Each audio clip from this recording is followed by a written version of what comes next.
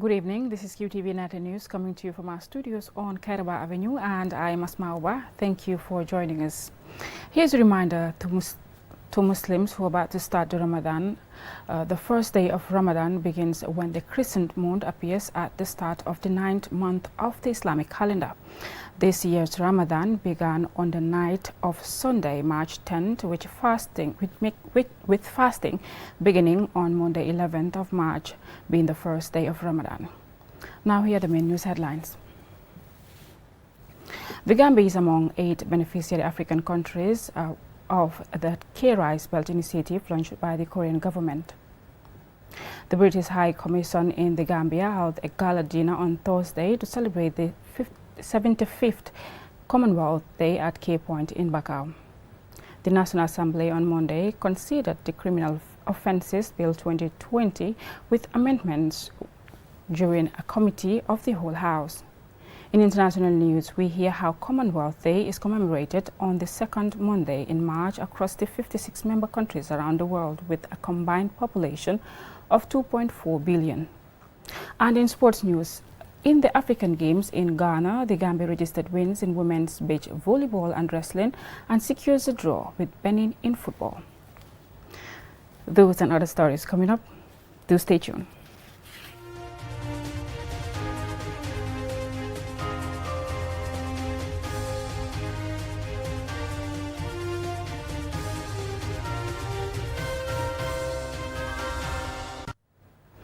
Now, thank you for staying with us. Amidst the threat of food insecurity in the Sahel, a geographic area which includes the Gambia, the Korean government launched its K-Rice Belt Initiative, which aims to introduce high-yield rice varieties, agricultural machinery, and sharing expertise and technologies in crop cultivation and distribution.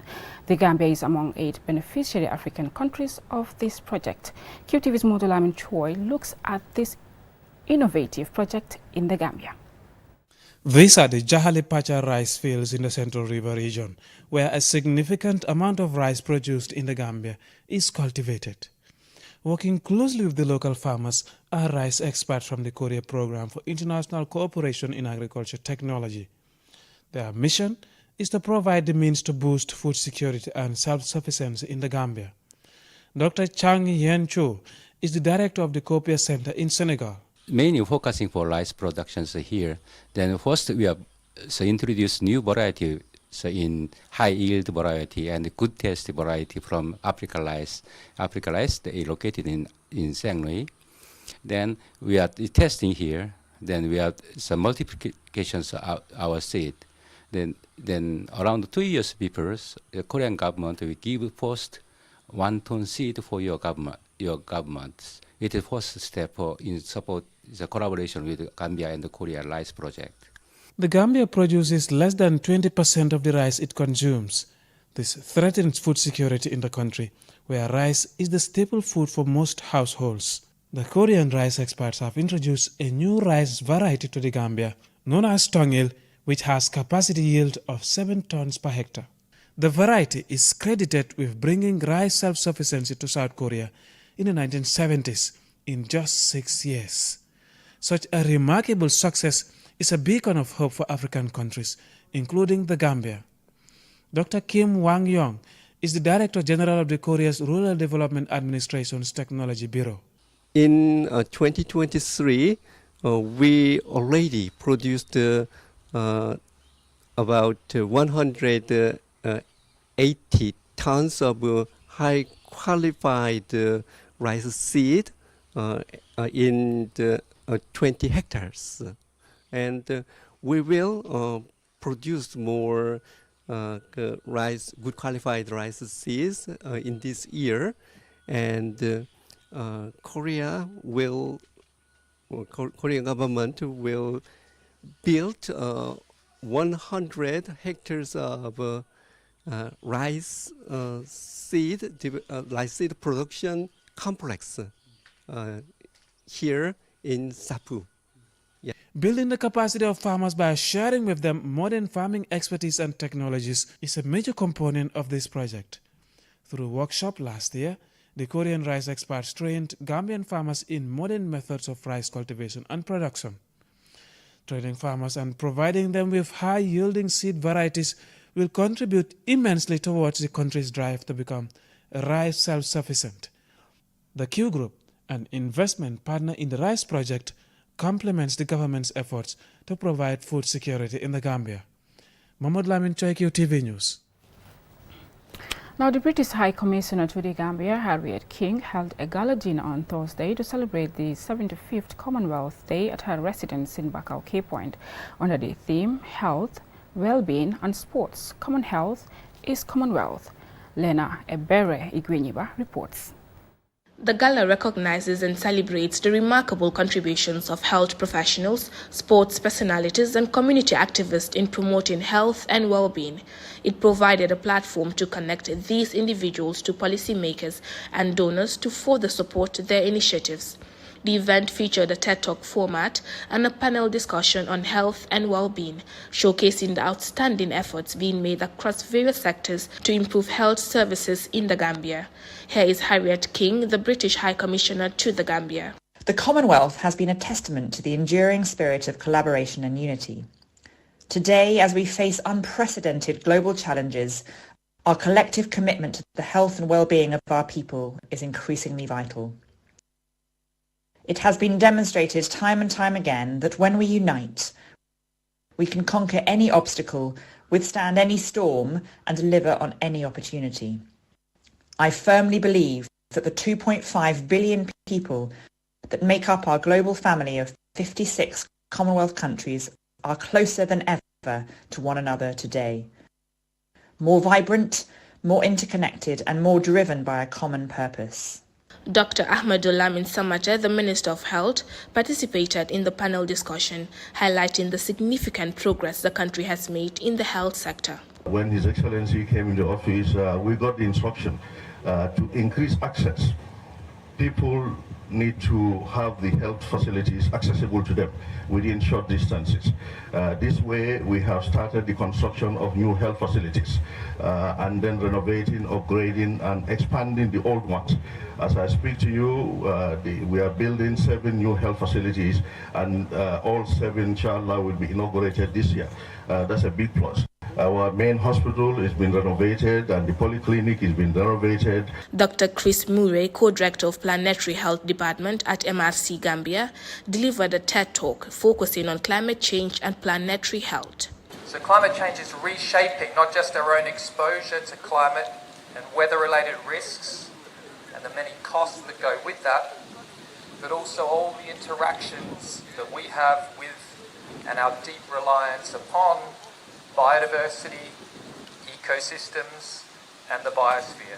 Without securing planetary health, there really can be no Commonwealth. Marked every year and previously called Empire Day, the annual celebration was renamed Commonwealth Day in 1958 and was moved to its current date, the second Monday in March in 1977. It recognizes the unity and diversity of a remarkable family of nations, celebrating the achievement of the Commonwealth and relationships built by its 56 member states. The Gambia left the Commonwealth in 2013 but rejoined on 8 February 2018. Reporting for QTV News, I am Lena Igwenyiba. The National Assembly on Monday considered the Criminal Offences Bill 2020 with amendments during a committee of the whole House. The bill seeks to align Gambia's criminal justice legislation with current trends by removing all provisions that restrict freedom of speech, such as criminal defamation and sedition, among others. Julian Jai has more. First tabled by the Attorney General and Minister for Justice Abubakar Tambiedu in June 2020, this bill seeks to close a long-standing legal loophole by expanding the criminal jurisdiction of Gambian courts to offences committed by persons outside the country and who therefore enter the Gambia instead of extraditing them for trial in a foreign state. The bill was then referred to the Standing Committee for scrutiny and to the plenary for action, but after the dissolution of the previous parliament and the subsequent composition of the parliament in 2022, it was reintroduced by the Minister for Justice and then referred to the committee to continue its scrutiny. On some of the recommendations, the Standing Committee on Human Rights proposed the amendment of Clause 1 to be cited as the Criminal Offences Act 2024 instead of the Criminal Offences Bill 2020, which was approved. The Standing Committee also recommended amendment of the definition of disciplined forces in Clause 3, that they hereafter be defined as armed and security forces as opposed to the armed forces or the National Youth Service. For QTV News, I am Julden Yai. Now, Yona Enterprises, a leading provider of financial solutions for underserved communities in the Gambia, on Monday announced its latest products, services and promotions for the months of Lent and Ramadan. Lolem Kamara has more. Offers a range of services tailored to meet the unique needs of its clients, including microcredit, savings accounts, financial literacy training, and business development support. Additionally, the enterprise also provides small loans to entrepreneurs and individuals to enable them to start or expand their businesses, generate income. Momodu Barrow, the general manager of Yona Foreign Exchange Bureau, states that at Yona, everyone deserves access to financial services and the opportunity to thrive economically.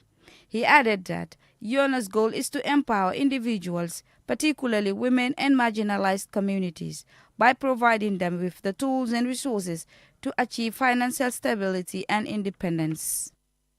Since its launch, our Yona wallet has revolutionized the digital finance landscape, offering secured, straightforward, and reliable way to handle money transfers and bill payments. We are expanding your access to our exceptional services. Now, Yona wallet users can benefit from free cash withdrawals at over 148 business locations of Yona Foreign Exchange Bureau across the length and breadth of the Gambia. From Monday to Saturday, from 8 a.m. to 6 p.m. in the evening, and on holidays as well. Mr. Barrow went on to highlight some of the benefits of having a mobile money called Yona Wallet. Starting now, as we speak today, customers will now enjoy a minimal fee of 0.5% for all in-country cash transfers via our Yona Wallet. So in the spirit of the month of Ramadan and Lent, we are also thrilled to offer a spectacular promotions on one of our busiest products, which is our local remittance transfer called Sign, of an 80% discount on all local remittance transactions that take place in the country using our Sign platform. Malik Jiba, head of IT at Yona Foreign Exchange Bureau, explains how to get the app on our mobile phones. So you have the first name or your given name and the last name. You have the date of birth. Obviously, the telephone number you have already entered, so it's auto-fetch. Then you have the nationalities also entered, that's also auto-fetch. Then you put your place of birth. So once you enter the place of birth, you indicate the gender. And then your occupation, of course. So when we have this information, you click update and save.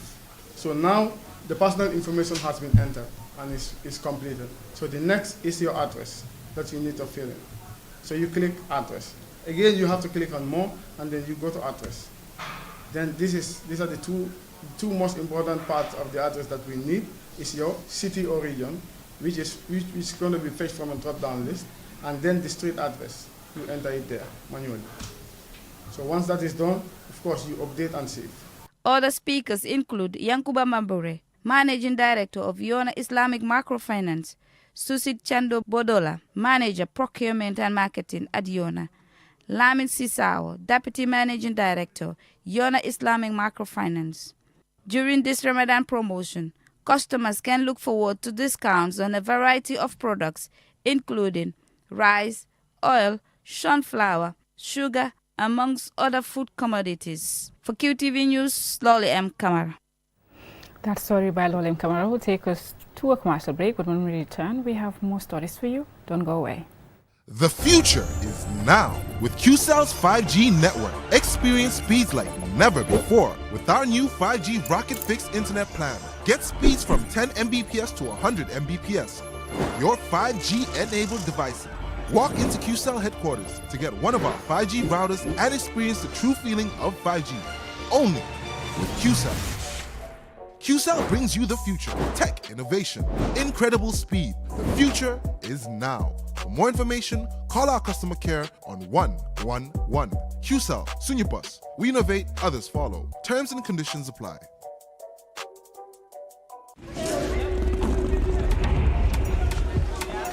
The art of juggling is a true spectacle of agility, coordination, and speed. A symbol of progression, precision, and mastery.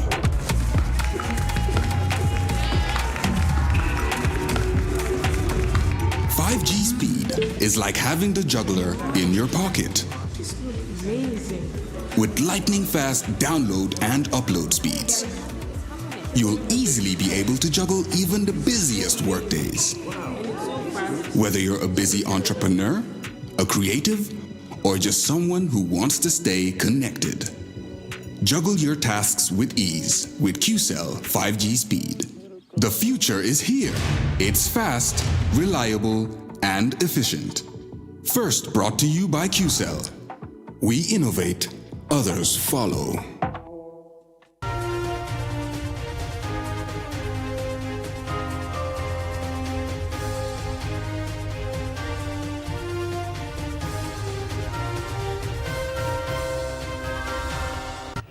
Welcome back. If you're just tuning in, you're watching QTV News and I'm Asma Uba. Now, Front Star Driving School on Saturday held its 31st field testing and graduation ceremony for over 50 trainee drivers who recently completed 6 weeks intensive training with Front Star's Birkama and Westfield branches. And Sumare Sonyasi reports. The Gambia's poor record of road traffic accidents is frequently attributed to poorly trained or untrained drivers. One company has been making strides to address this. This final field assessment and graduation is the culmination of intensive theory and practical training with Front Star Driving School, a leading driving school which provides extensive professional training on understanding traffic signs and how to drive properly. Having completed their training, these trainee drivers are put through all the aspects of driving for the final time as they prepare for life on the road as new drivers equipped with the requisite skills and knowledge to drive safely. In doing so, they keep themselves and other road users safe. Explaining some of the major driving lessons trainees had to undertake during their training, Amadou Jallo, a testing officer, and Abdoulaye Baji, an instructor with Front Star Driving School, emphasized the importance of this testing exercise. They say it gives them an opportunity to assess the trainees' level of competence. Most of our local drivers doesn't know how to get good use of the road. That's why you are seeing serious accidents. Because if you don't know the road signs, you to make an accident, the chance you to make an accident is very high. But if you know the road signs, you will know what to do. What we do is to try to ensure that these students understand the road signs, because one cannot drive without knowing the road signs. If you are driving and you don't understand these road signs, it means you'll be driving like blindly on the road. You don't know what you are doing. I would normally tell my students that if you want to become a driver, just take it for example like you are a Muslim. If you cannot recite any of the verses in the Quran, you cannot pray as a Muslim. For trainees Lamin Sisi and Rugiba, Front Star Driving School has given them what they say is a lifelong skill to safely navigate through today's traffic complexities. And while they express gratitude to the school, they call on would-be and even qualified drivers to join the school to enhance or acquire good driving skills. I thank God for Front Star. Since I joined their driving school, everyone, including the instructors, call me uncle, and they all entertain me because I am the oldest student here. They are professionals who are very good at what they do and know how to make you enjoy learning how to drive. Thanks to them, I can now drive professionally without any fear. I have learned a lot about driving since I joined Front Star Driving School, because I knew nothing about cars when I came here. But now, I understand a lot about cars and can share with others what I learned during my time here. Antoinette Mendy is the Social Services Manager of Front Star. She explained some of the services the company offers across various sectors. We have the social service scheme, which involves the driving school and other domestic services that we offer to various homes and offices. The driving school part of it is what we are witnessing today, the testing and the graduation of about 50 students that have graduated both from Brikama branch and the Westfield branch, that is the head office. So today we are also witnessing the driving is not only part of the practical aspect of it, but also the theory and the vision tests. Frontstar Company first started as an estate provider. However, over time, the company has widened its scope into other services such as construction, installation, drilling, provision of domestic workers, drivers, cooks, and restaurant services. The company can be reached on 1218-1218, a toll-free number. Answana Sonyasi for KTV News. Let's now take a look at international news.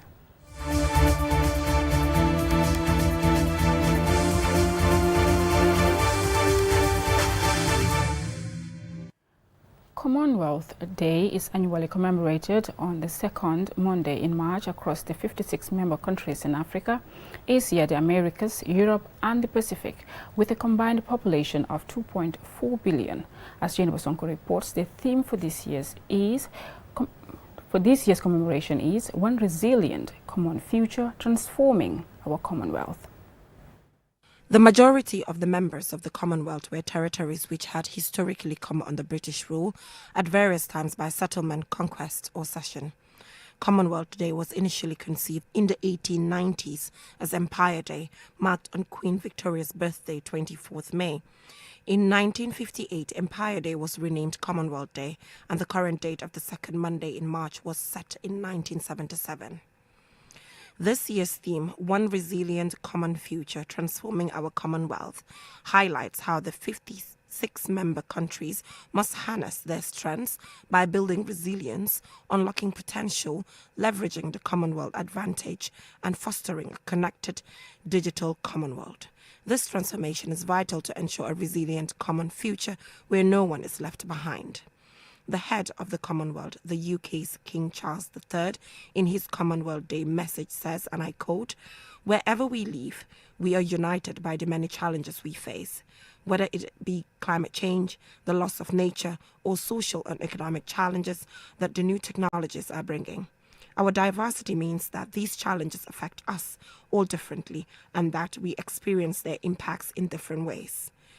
Their seriousness, however, is common to each one of us. All of this means that we must work together to understand each other's perspectives, including the inequalities and injustices which still resonate to this day." End of quote. The Commonwealth Secretary-General, the Honourable Patricia Scotland Casey, emphasised the value, power and potential of the Commonwealth family in her Commonwealth Day address.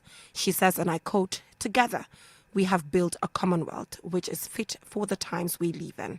Together, more connected and more influential than ever, capable of rising to the world's challenges, innovating to seize new opportunities, and working together to shape a more peaceful, resilient and prosperous common future." End of quote. The Gambia joined the Commonwealth in 1965 when it gained independence from Britain, but under former President Yahya Jammeh, who described the organization as a colonial institution, left in 2013. With the change of government in 2017, the Gambia rejoined in 2018. Around the world, Commonwealth Day is marked through a series of events and activities including faith and civic gatherings, debates, school assemblies, flag-raising ceremonies and cultural events. In the Gambia, school children wear traditional costumes and cook food. They spend the day making flags and banners and learn about the Commonwealth. Commonwealth nations will come together later this year in October 2024 for the Commonwealth Heads of States meeting in Samoa, which will be the first small island developing state from the Pacific to host the event. Reporting for QTV News, I am Jenna Bosonko. From international, let's now take a look at sports news in a moment.